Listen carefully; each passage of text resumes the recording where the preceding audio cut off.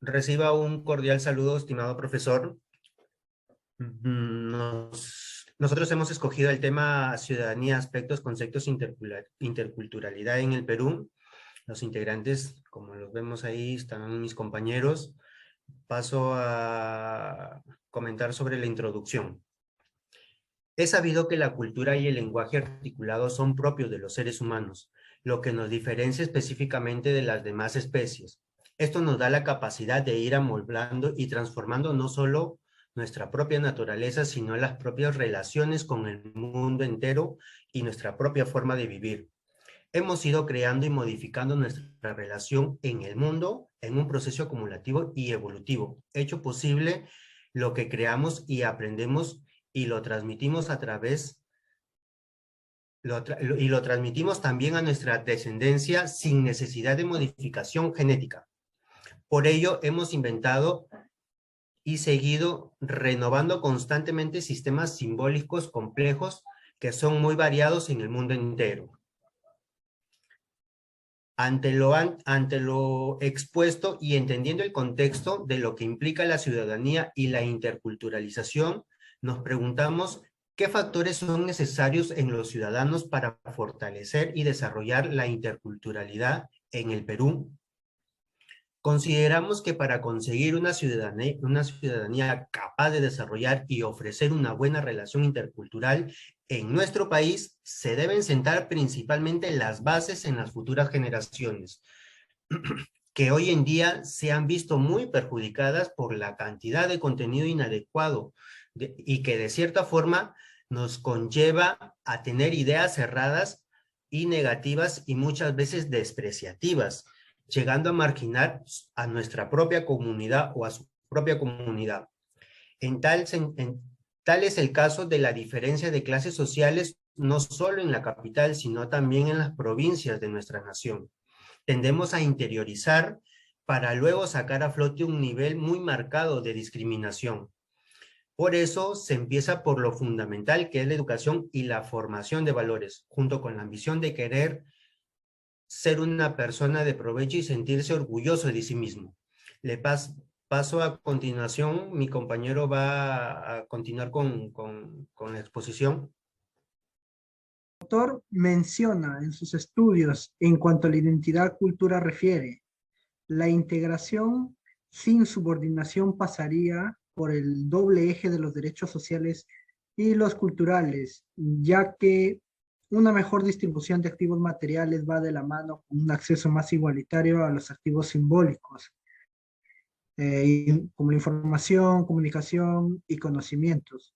Todo esto con una presencia más equitativa de los múltiples actores socioculturales en en la deliberación pública y con un pluralismo cultural encarnado en normas e instituciones. Esta es la propuesta que hace también de Lucas. Hay que tener en cuenta que la construcción de la identidad no es ajena a la posición relativa que ocupan las personas de distintos grupos culturales dentro de una misma sociedad. La construcción de las diversas identidades de los grupos en un juego es un juego básicamente político, en la medida que las identidades de varios grupos culturales y sociales son el resultado de procesos relacionales y antagónicos. Se construyen y negocian en tensión con la concepción dominante, de manera que expresan una tensión, la mayor parte de las veces profundamente asimétrica.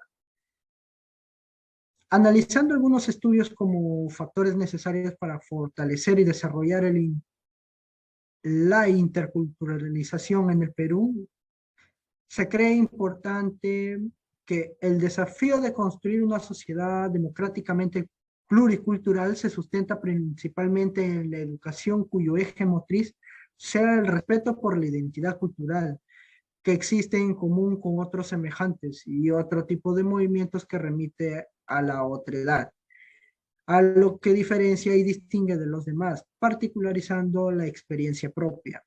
En este sentido, la identidad lleva implícita una negación que se actualiza frente a la alteridad y una afirmación frente a lo igual, lo que permite ser reconocido por los otros y reconocerse entre los semejantes.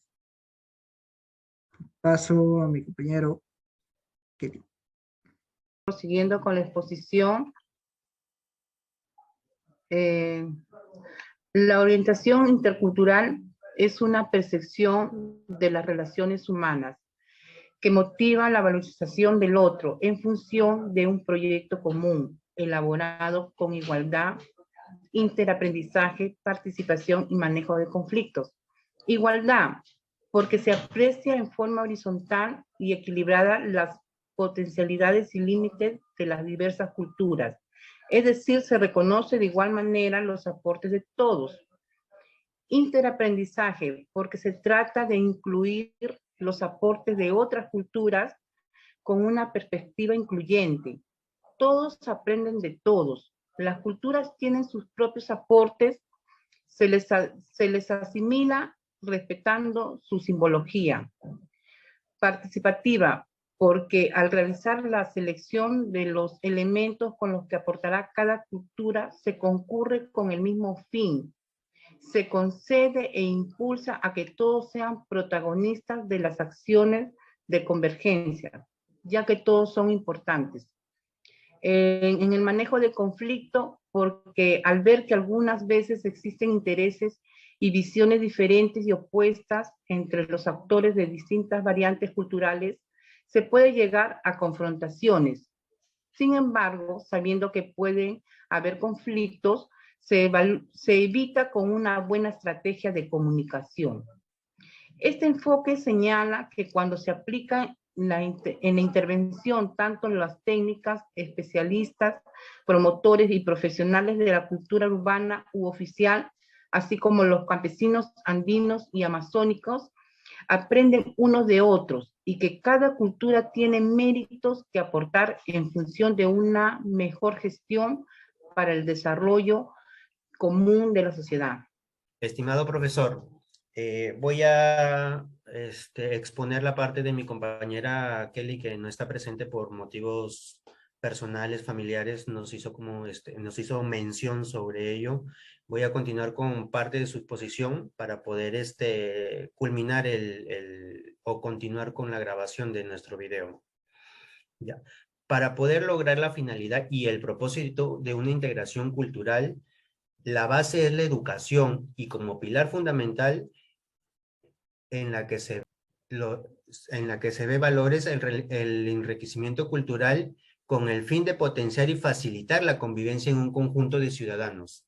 Por ello, las instituciones educativas constituyen un espacio privilegiado para la construcción de la ciudadanía, relacionando así la interculturalidad en la educación, que se va formando durante la convivencia diaria donde se fomentan los valores y el respeto.